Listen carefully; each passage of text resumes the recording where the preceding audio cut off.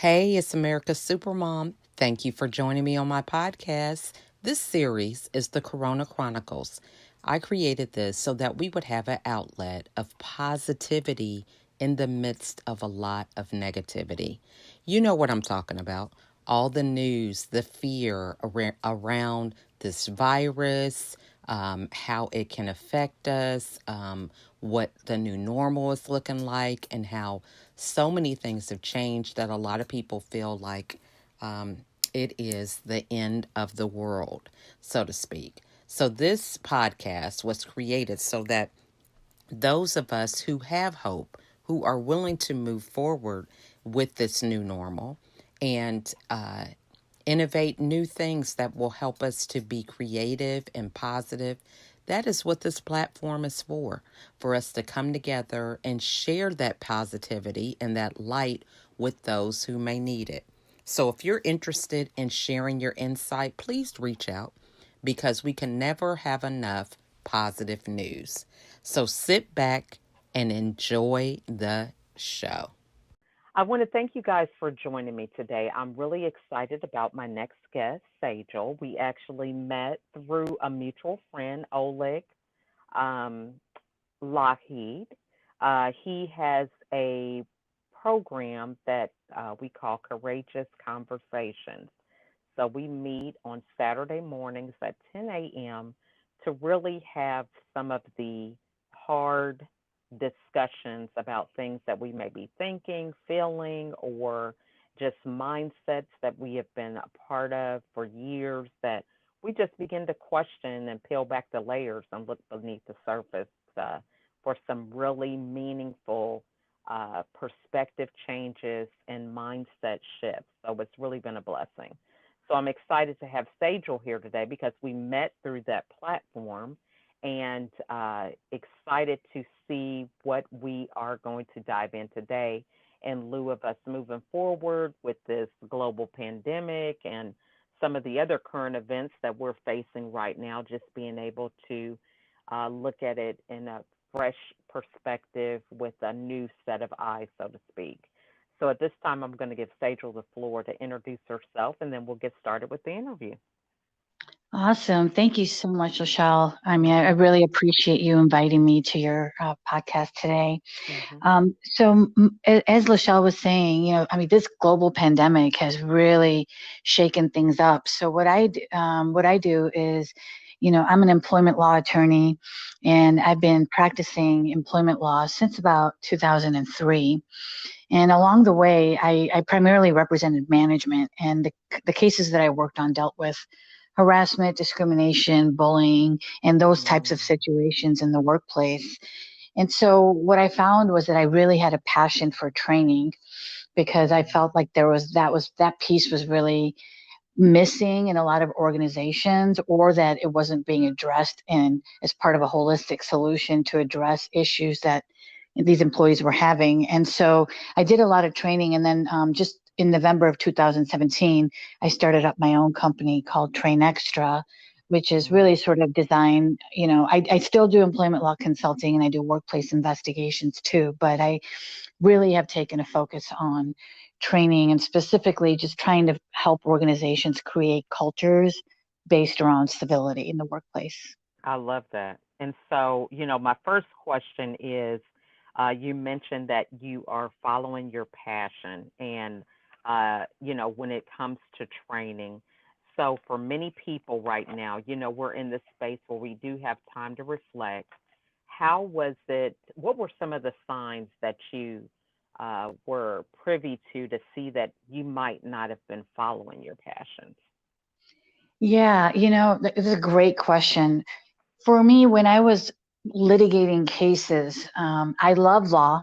You know, Mm-hmm. when I was younger, growing up, I grew up in a town in a suburb of Chicago, and I always would ask why all the time, and it was to Mm-hmm. the point where I think like when I was 8 or 9 years old, my dad announced to my mom at dinner one night that he thought I was going to be a lawyer because I asked why a lot, Mm-hmm. and so It was true, and I did become a lawyer and I still ask why a lot. But I knew that I wasn't in where I needed to be yet, because as a litigator, here I am like representing management, and I'm supposed to be acting in their best interest, and yet if I felt that an employee had been harassed or discriminated against, I felt like I wanted to help them, and so it Mm, wasn't the right fit. That I found that I was more of a conflict resolution person. mhm, And as part of that, I started actually talking to people a lot about what they should have done or shouldn't have done at work, or how they could have done things differently.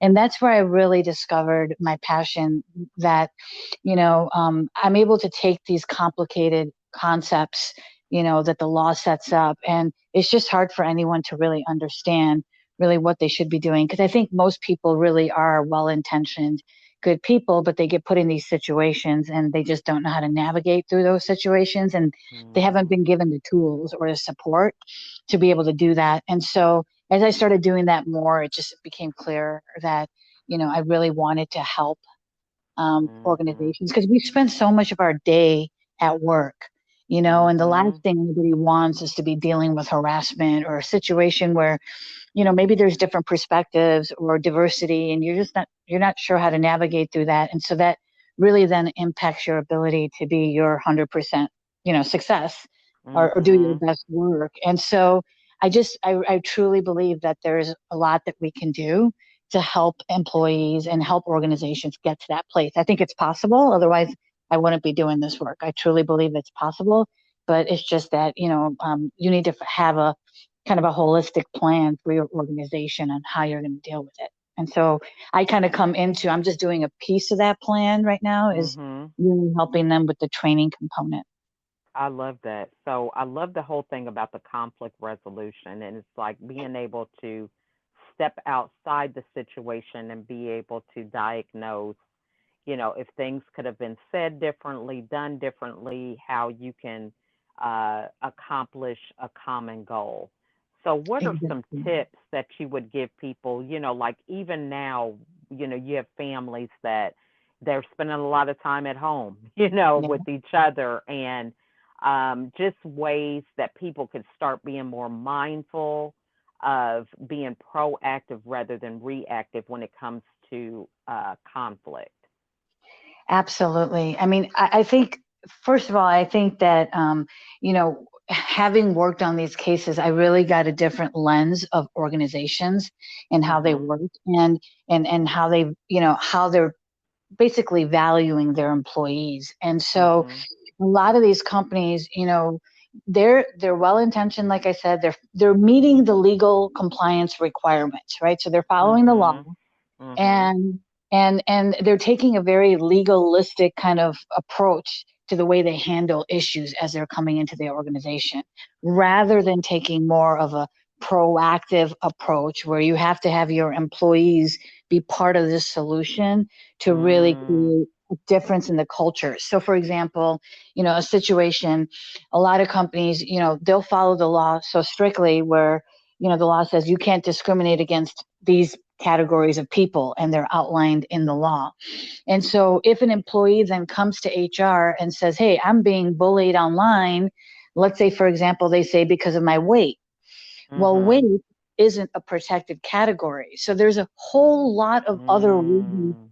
why people are feeling the way they are. And a lot of times organizations are not handling those issues in a proactive way by educating their Mm. employees and by empowering them to speak up, right?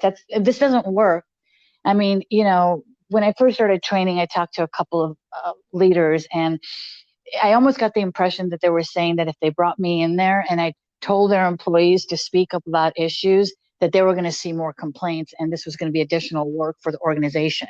And I said, and my Mm. response to them was, if you've got complaints and you don't know about them, you've got a bigger problem than me telling them what to do if there's a concern, right? I mean, Right. it's be proactive about it. If you're afraid that there's concerns and you don't want them to be known, you've got something else you need to work out.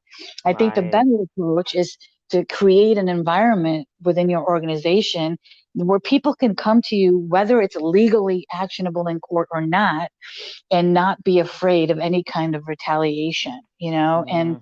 and then another piece of that too is, look, we're, as you said at the beginning, we're facing a worldwide crisis right now. I Mhm. don't care if you've got an HR department, an in-house lawyer, I don't care what resources you have, you're dealing with situations that we've never dealt with before. So, for example, there's such a huge shift towards remote work, right? Lots of these companies were saying we can't have people working at home. And now Mhm. you've got thousands of employees that are glued to their laptops, and so this is Mhm. going to create a difficult, even more difficulty for organizations in creating those structures to keep their workplaces safe and healthy, right? So Mm. a lot of employers that I've been talking to right now are having to scramble to create new policies they've never had before. COVID is, I mean, the laws are changing almost daily, in Mhm. different counties, different cities. And so all of this stuff you're trying to deal with, and these are priorities, you have to do those. But I think what gets lost is the issue of the workplace culture. I mean, you still have to care about Mhm. your workplace culture, even if they're not physically in the office, right? Mhm. So I tell employees, if you're feeling, there's a lot of challenges with productivity, making sure that people still feel like they're a part of a team, and then they're Mhm. also creating that sense of belonging. So it's really a tough situation, for Mhm. organizations right now. So Yeah. that's And yeah. so now, so for people who feel like, they are, having an issue where someone is bullying them or doing some kind of discrimination, what Mhm. are the proper steps and channels to start, you know, getting some relief in that area? Yeah, and I think what you do is this is where you have to be familiar with your complaint process that your organization has set up. So Mhm. reviewing your policy and knowing who you should be going to if you have a concern. I mean, a lot of what I've been doing is unconscious bias training, because I think a lot of the stuff that we're seeing right Mhm. now is happening because people's biases are coming out, like they've never Mhm. come out before, because you've got COVID, you've got the civil rights movement that's going on, you've got Mhm. people that are working from home, dealing with, trying to maintain some kind of work-life balance, while you're in the house and you've got kids at home. So a lot of the stress is bringing out a lot of incivility. And so a lot of the work that I've been doing is talking about unconscious bias, because these biases come out, and I think the best approach is to learn what microaggressions look like, and then know Mhm. what to do when that's happening, right? And so I'm encouraging people to directly deal with incivility in the workplace with the person, but do it in the right way. So giving them the skills Mm. and the tools to say direct, because again, if it's a microaggression, it's not anything intentional to harm somebody. It's happening because Mhm. there's either ignorance or a lack of awareness, right? And so Mhm. oftentimes by just letting the person know, and it doesn't necessarily have to be the person who is the recipient of the microaggression. In fact, it should be a witness or a bystander, right? Because Mhm. we don't want to put the burden on the individual who's being harassed, or is dealing with these microaggressions. We don't want to put the work on them. They're already dealing with a lot. They need to take care of themselves, but it's Mhm. the people that witness these things. They have to be the active person to be able to tell the person in the proper way what behavior or what they said. So just really focusing in on the behavior itself. And so they're on Mhm. notice. And that's really what it's about, is putting the person on notice, right? Once they're on notice, now they have to accept and change their behavior and monitor their own behavior going forward. So, now if they continue to engage in that behavior, at some point it becomes intentional behavior. And now you follow your complaint process, where you report it to your supervisor, or you report it to HR, or whoever that person is at your organization, right? So, but I think Mhm. that empowering, people to be a part of it is huge. And that's the piece that I'm actually starting to see that happen a lot. So that's good. It's good that organizations are starting to come around that, curve right now. That's good. Now, so my question is, how do we create a culture to where people are that bystander to hold somebody accountable. We even look, and I know this is something that we've all witnessed just in the case of, some of this police brutality, is that you have witnesses Yep. and they're just not doing anything. So how do we foster an environment, or, and I don't want to say you can't control other people, but for us who's listening, how can we be proactive in being that witness in the right way? Yeah, absolutely. I mean, it is really our responsibility as bystanders that if we observe a microaggression or a macroaggression or any kind of incivility to Mhm. another person, regardless of any protected category. I'm just saying, look, we have to get to the point where we understand that we're each unique. We're human beings. And at the end Mhm. of the day, we want to be treated with dignity and respect. So, what I'm out there saying and suggesting is anything outside of that, Mhm. whether it's done intentionally or not. A lot of the Mhm. times it's not intentional. It's not malicious. It really is, I mean, you have to remember we haven't really dealt in the workplaces, especially in California. I don't know about everywhere else, but in California, we haven't seen this kind of diversity before in the workplace. Mhm. Mhm. Right. And so a lot of Mhm. it is just that having diversity is obviously what we want. And there's lots of reasons for it, including business justification for having diversity at your organization. So we want to strive to that for Mhm. so many reasons. But there's the other side of it, that there are challenges that come along with having diversity. And so I think a lot of these conflicts that are happening between us as individuals, between us and coworkers, regardless of where you're at, is simply because there is these challenges and people don't have the tools or the skills to be able to navigate through those situations. And so Mhm. when I started looking at what organizations were doing, right, like they were spending a lot of money on their diversity and inclusion efforts. And so then when Mhm. you look at and you're like, well, why are there all these complaints still coming up if they are? Mhm. And truly, when I started looking at it, it was they weren't spending enough money on the cognitive diversity efforts, right? So giving Mhm. people those soft, they call it soft skills, right? Mhm. I don't want to minimize it because I think these are so important, but those kind of skills to be able to communicate, like we were talking about earlier, like conflict resolution, and as Mhm. bystanders, how do I intervene? What do I say? Because these situations are touchy feely, right? There's emotions Mhm. involved. You don't want to hurt somebody's feelings, but you need to let them know that what they're saying or doing is offensive to you, and you don't want to ruin the dynamics. So there's a lot going on, and it's hard enough. I mean, I deal with these areas, and sometimes I'm presented with situations where I'm like, wow, I really need to think about that one. Mhm. Mhm. I Yeah. love that. Yeah. Now, so definitely dealing with a lot of you said unconscious biases, and things that are beneath the surface that many of us don't know. We don't know everybody's story and what got them to the place where they are. What is it that you do in your regular routine that kind of helps you navigate through that type of situation where you are able to approach things with a different set of eyes and ask different questions in order to help promote change? Yeah, I mean, I think the first step, right, when you're dealing with these beliefs, and I just want to say that unconscious bias, it's normal, right? We all Mhm. have it, and I'm just going to call it unconscious beliefs, because I think when you say the word Right. bias, people take like this negative and they almost get defensive just with the word, right? So I'll just say Right. Right. unconscious beliefs, right? And these are Mhm. preconceived notions that we have through our lived experiences, and each one of us has lived different lives.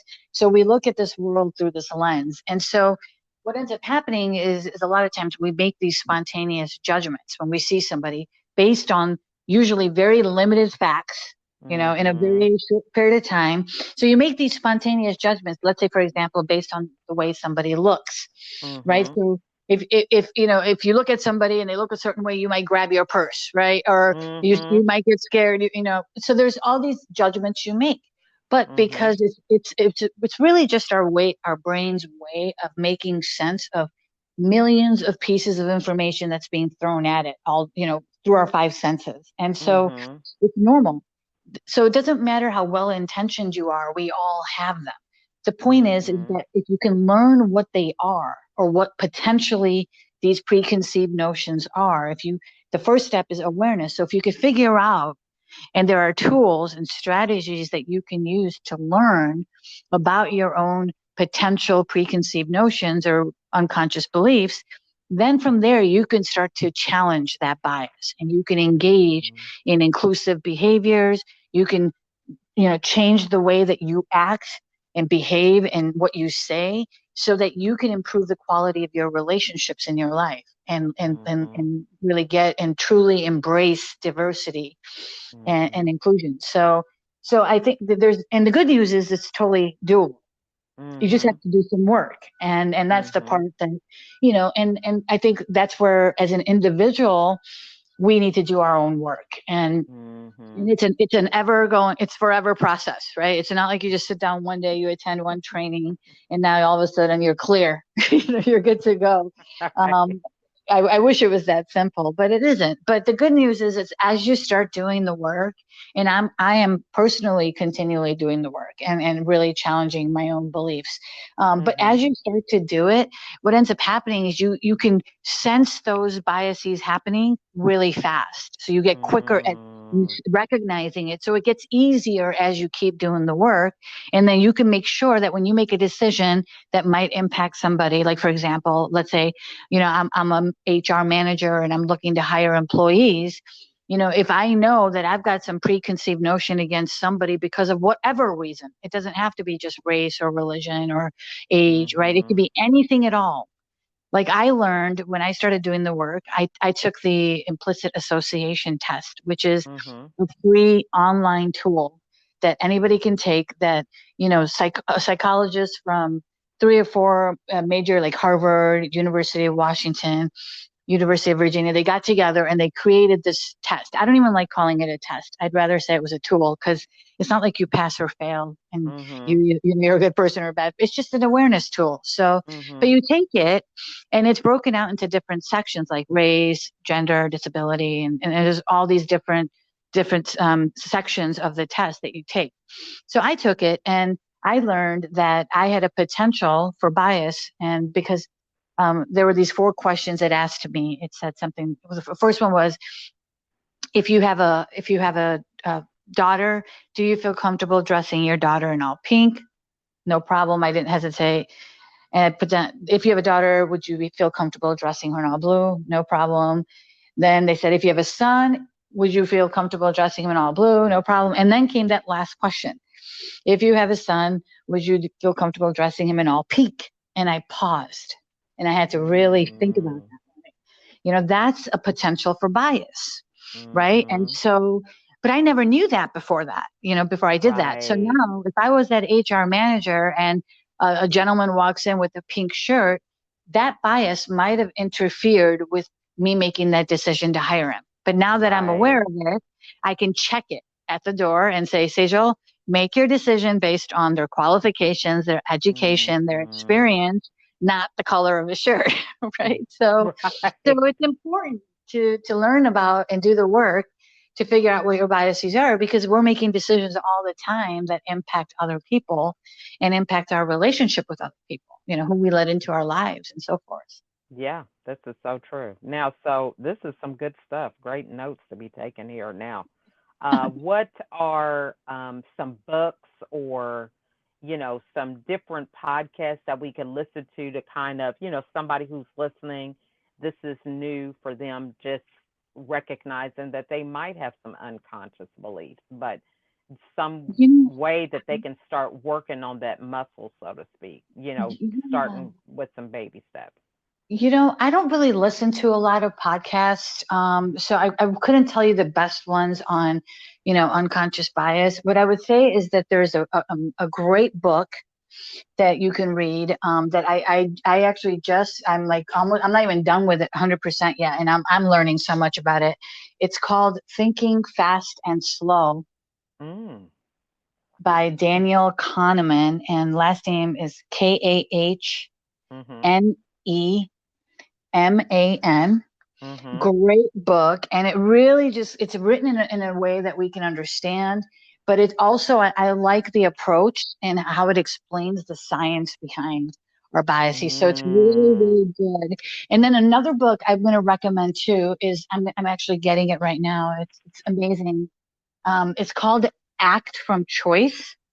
Mm. And it is a book by an author, and I know him. I got the book because I went to one of his presentations. He's phenomenal. His name is Robert Goldman, and it's with two N's. Mhm. But he's just an amazing person. But he really breaks it down there and just kind of explaining, that how our brain works and how a lot of we spent 90% of our lives and the decisions we make are habitual. We don't even think about things like Mm. when you're tying your shoes, brushing your teeth, and those kind of things. You're not really thinking. It's all happening unconsciously. And so Mhm. only about 10% of our decisions or things that we do are we consciously processing it. And so he really helps people understand that, and then he helps you kind of break these habits that come out of that, that help you Mm. kind of learn to be more aware of how these habit patterns get formed. And so he goes into like giving you some really practical guidance on how to navigate through those Mm. situations. So great book. Highly recommend it. That sounds good. I definitely will check that out. And so, what is the best way for the audience to get a hold of you? Sure. I'm on LinkedIn, so I'm actually happy to have you join me on LinkedIn because I also recommend it because I share a lot of really I'm all about sharing resources. I think the more Mhm. information we can share with each other, especially around the topics that we've discussed today, is great. So I'm always putting like resources there, and then my website is www.trainextra, and that's TrainXtra.com. Mm. Okay. Sounds And good. And yeah, and Lachelle, I was going to say, if you want to get it, if you want me to introduce you to Robert Goldman, I'm sure he would oh, love I to would be on love your show. to. Yeah. I would love to. Look, I love introductions. Okay, that's Mm, great. I mean, um, because you just never know where they can lead. So mhm. that's exciting. Yeah. And so, hey, that's just a great thing for people just to witness right there is how easy it is to network. That's right. So many people during this time, they're like, well, I don't see anybody in person and all this, but all it takes is just one person introducing you to somebody else. Yeah. So Absolutely. I appreciate that. So, what are some final words that you would leave with the audience today? Yeah, I would say, look, there is just so much going on right now for everybody. I mean, we hear a lot of people saying we're all in the same boat. And the reality is we're going through a worldwide crisis together, but how we're Mhm. each individually in our unique journeys impacted is unique to everybody. And so, really sort of making sure we're supporting each other, doing what we can to help each other through these times, make that extra call, check in on somebody you haven't talked to, those kind of things. And just, really kind of uniting people wherever you can and helping people learn that, we're just not going to tolerate racism or incivility Mhm. anymore, and that we're just going to do something about it. We're not going to just be complicit and do something about it. I think this is the perfect time for us all Mhm. to do something, to do what's right, and really break down Mhm. those systems and barriers that are holding us back. But we need everybody to kind of join in, however you can, Mhm. and move in that direction together. I love that. And I mean that is just so true of how I'm feeling too, and it's the people are out there that believe the same thing. This is another thing because so many people are just they're in this fog dealing with the news and all the negativity and a negative outlook on where we're going. And there's positive people out there. There's people that are still have hope, people that are doing positive things, adding value. You just have to look and pay attention to what's out there, you know Yeah, so. absolutely. And it is, and there are Mhm. lots of good people out there. There really are. I'm having just unbelievable conversations where I'm seeing people talk about these issues openly, Mhm. and these are real, genuine, authentic conversations that are happening about making real change. I've never seen that before. I've been in this space for a long time, Right. and I haven't Right. seen these kinds of conversations. So it's happening. It's going to move. Mhm. The needle. I just posted this the other day on LinkedIn. The needle is moving. I'm witnessing it, but we just need more people to keep coming in, just get more and more people, Mhm. it's not a movement or anything like that, but we just need to keep going in that direction. It's not going to be easy. It's Mhm. challenging. It's hard. We're having to dismantle things that were set up for a long time for the wrong people. We weren't Mhm. all included in those voices when these decisions Right. and these laws were written. And now we're saying we want a piece of that. We don't, we want to be a part Right. of it. So it's going to take some time, but I think we can do it. I really, and we may not see the fruits of that to our full extent in Right. our lifetime, but I get inspired when I think about my son getting to this age and knowing that he's going to have it much better than we did. That Yes. makes me want to just keep working even harder to make that So happen. true. So true. Well, And you've great. got what? You've got a lot more of them to do this for than I do. Right. 14 more. But God is good. Hey, you know what? That's one of the things that has me shaking my head because I'm trying to figure out what does God know that I don't, because I'm like every day, woo, I made it through another day when it comes to, being a parent. But I just give him all the glory because, like I said, I don't know. I'm perplexed on that one. But I thank you so much, Sejal, for coming here and giving us some insight and words of wisdom and some hope and inspiration. Thank I'm so you. glad that we connected and look forward to us collaborating again in the future. Absolutely. Thank you so much. And I hope that you have a blessed week. This is just Monday, so we've got a whole I week still know. ahead of us. Yes, and you do the same also, okay? All right. Thank you. All Bye. right. Bye bye. Thank you for joining me on this episode. I really enjoy providing content that inspires and challenges us to be a better version of ourselves. If you are interested in being a guest on the show, please email me at info@lachelleadkins.com. You can also reach out to me on Facebook, LinkedIn, Instagram, Pinterest, or my YouTube channel. If there was something in this episode that resonated with you, it probably will resonate with someone else. So please share it. It's free. It doesn't cost anything. But those aha moments, those moments of really getting something and changing your perspective are very, very pivotal in having people change the trajectory of their lives. And so being able to share insightful information so that other people can grow is the easiest thing that we can do as we pay it forward. So again, I want to thank you all for listening. And if you have time, write out a review. Go to iTunes, Anchor, wherever you can find this podcast on any of those platforms, and write a review about what impact this episode had on you, what you learned, or whatever. Any feedback is great because it just helps me to understand what content is really beneficial for those that are listening. So, again, I want to thank you all for your support and taking the time to spend some time with me and my guests. And I wish you a wonderful day. Thanks for listening.